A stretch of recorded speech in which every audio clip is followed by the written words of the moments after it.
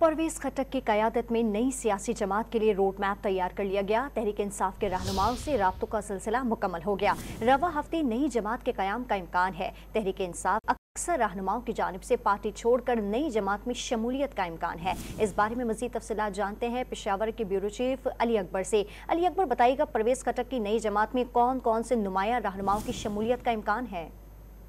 जी, ये एक अहम पेशरफ्त है। 9 मई के वाक़यात के बाद जो है गैर यकीनी सूरत हाल थी और अब हमारे ज़राए ने इस बात की तस्दीक की है कि परवेज खट्टक की क़यादत में नई पार्टी जो है वो लॉन्च की जा रही है, जिसका बुनियादी मकसद जो है जो तहरीक इंसाफ के साबिता उम्मीदवार थे MPs, इमनेज, तो वो लोग इसमें शामिल होंगे।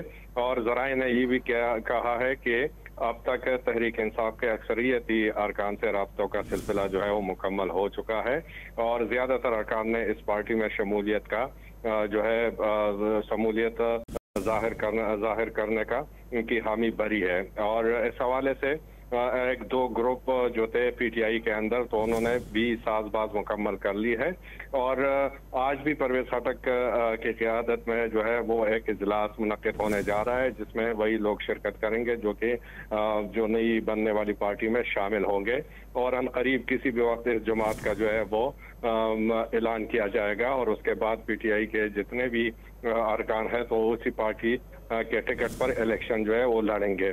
तो ये फैसला किया जा चुका है। अब तक जो है परवेज खट्टक के हवाले से ये कहा जा रहा था कि वो किसी और जमात में जाएंगे या अपनी पार्टी बनाएंगे, तो इस बात की तस्दीक हो गई है कि नई जमात जो है वो लॉन्च की जा रही है, जिसकी क़यादत परवेज खट्टक करेंगे और इसमें PTI के अक्सरियती जो रहनुमा होंगे वो पार्टी छोड़कर इसी नई जमात में शामिल होंगे।